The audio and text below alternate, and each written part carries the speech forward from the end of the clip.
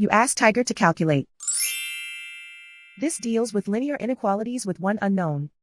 The final result is x equal or smaller than 5. Let's solve it step by step. Group all constants on the right side of the inequality. Subtract 4 from both sides.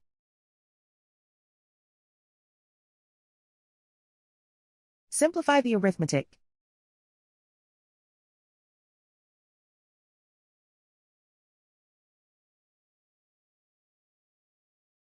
Isolate the x. Divide both sides by 5.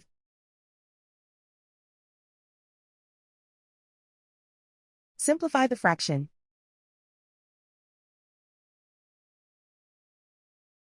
Find the greatest common factor of the numerator and denominator.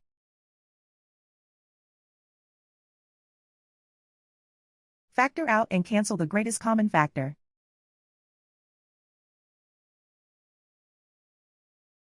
Plot the solution on a coordinate grid.